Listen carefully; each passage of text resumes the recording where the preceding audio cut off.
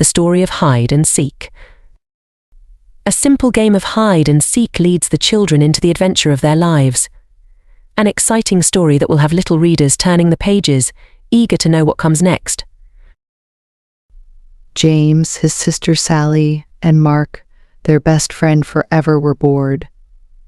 They had played all day, but now that it was dark and difficult to see, they had nothing to do. They couldn't play soccer because they couldn't see the ball. They didn't want to go inside and play a game because it was a beautiful springtime night, and they liked being outside, especially after having to play inside all winter long. They just didn't know what to do, and it was a little too early for them to go home. "I guess I'll just go home," Mark said in a sad voice. "Ada baby, you come on," replied James. "We still have time for another game of something." Then Sally said, "I have an idea. Let's play hide and seek." "I was just going to say that," James said. "Yeah, I'll bet," replied his sister. "You always say you were thinking of whatever I think of," she snapped. "Do not," James said in a loud voice. "Do too," yelled Sally.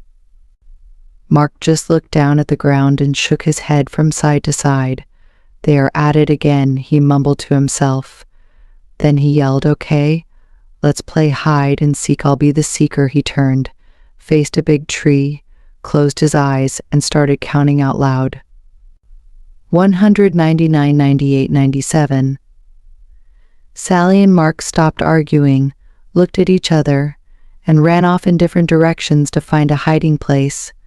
In the distance, they could still hear Mark counting 4, 3, 2, 1. "Ready or not, here I come." Then he turned and began looking for places where they could be hiding. Finding Sally was easy. She always ran off and then circled back so she would be close to base, the safe place to get to before being tagged. Mark looked for the biggest tree and ran towards it, but she wasn't there. "I'll bet she's behind that big bush," he said to himself. So he ran to it and was ready to tag her, but she wasn't there either.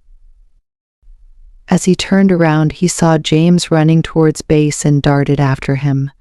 Just before he touched James' shoulder, James tagged the base and yelled out, "Safe, did you get Sally yet?" James asked. "No," said Mark. "I haven't been able to find her, and it's getting late, and we need to be heading home."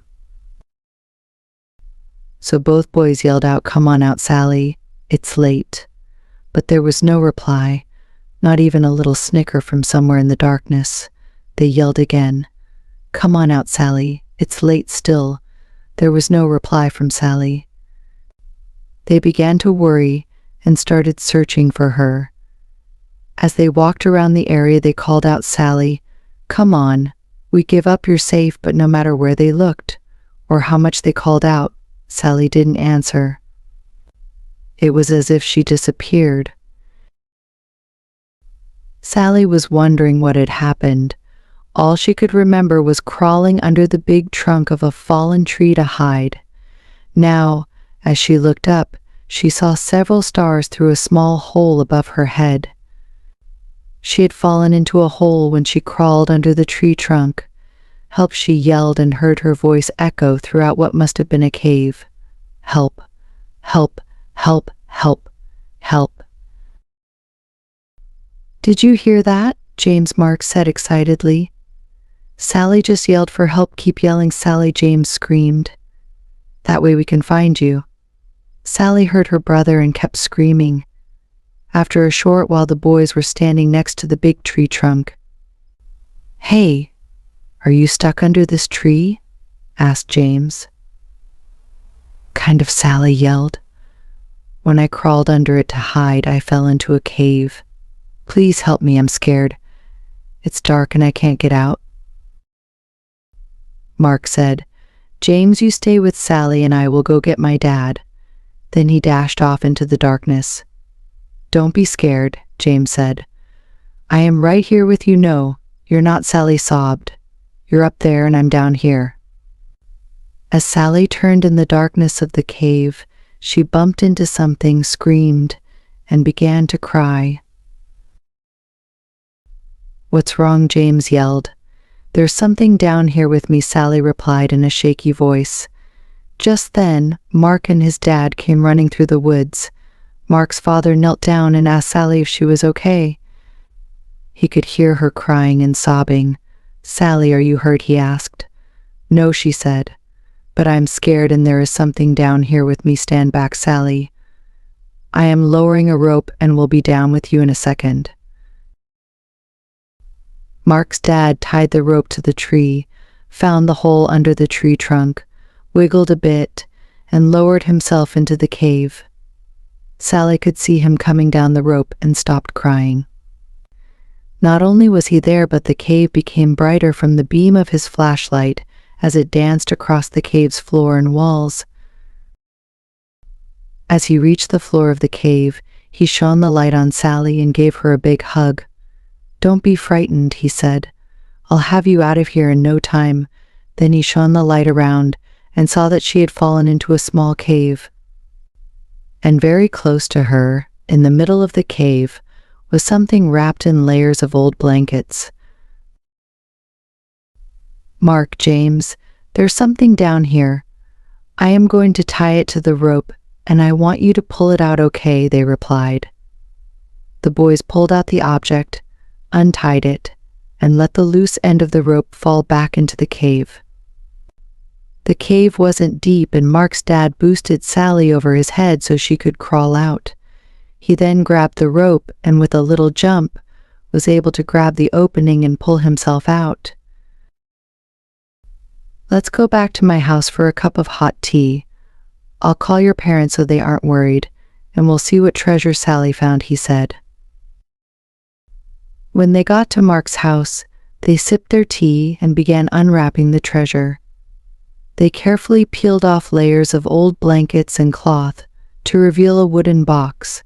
They slowly opened it and stared in amazement. "Oh my," Sally said in disbelief. "I don't believe what I am seeing." The boys and Mark's father just stared. Inside the box were jewels of every color you could imagine. There were diamonds, rubies, sapphires, and emeralds of all shapes and sizes. Intermixed, they could see several gold coins and strands of pearls. Were rich, the boys screamed. "Not quite," interrupted Mark's father. "Someone could have lost this, and I don't think you should plan on spending any of it until we find out a little more. Besides, Sally found it. I'll share it," Sally said happily. "That's nice," Sally replied Mark's dad. "But the right thing to do is contact the authorities." The next day, the four of them and Sally's mother drove to the police station, explained what had happened, and gave the treasure to the police to hold while they conducted their investigation. They left the police station sadly, and even the double-dipped ice cream cones Mark's father bought for them didn't make them smile. They drove back in silence. Several weeks passed with no word from the police. Then, one evening, Mark's father called James, Sally, and their parents. "The police just called, and I think you should come over right now," he said. "I'm afraid there is some bad news about the treasure. The police are on their way, and will explain everything when you get here." Sally and James didn't say much during the ride to Mark's house. Sally thought that since it was bad news, the treasure belonged to someone else, even though they probably lost it. "Whatever happened to finders keepers?" she mumbled. "What did you say, Sally?" her mother asked. "Oh, nothing," Sally replied. Then she let out a long, sad sigh that echoed through the car. When they arrived at Mark's house, the police were there with the treasure box. As Sally entered, the captain introduced himself and said, "Sally, this is yours. Your parents need to sign some papers, but the box and its contents are yours."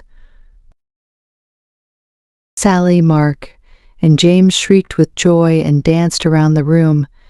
Then Sally said, "What is the bad news?" The captain smiled and said, "The treasure is worth more money than you can imagine, and with your newfound wealth comes great responsibility." Sally didn't quite understand what the captain was talking about, and right now it really didn't matter. Mark asked, Are you going to share? Of course, Sally said. If you and James didn't help me, I might still be there. Several days later, Sally asked everyone over to her house. I have decided what to do with the money from the treasure after it is sold, she said. I am giving 1/6 to our mom and dad, 1/6 to Mark's mom and dad, 1/6 to Mark, 1/6 to James, and 1/6 for me. There is an extra 1/6, Mark proudly stated. He loved math and was right on top of Sally's calculations. No, there's not, Sally said. Is too, James said. Is not, Sally said in an angered voice. Just as Mark was going to say, they are at it again, Sally said. This is why there isn't an extra 1/6. I am giving it to the local charity so it can be given to those less fortunate and in need. Her mother and father said it was a caring and responsible thing to do. They were very proud of her and knew that she understood what the captain meant when he had turned the treasure over to her just days before.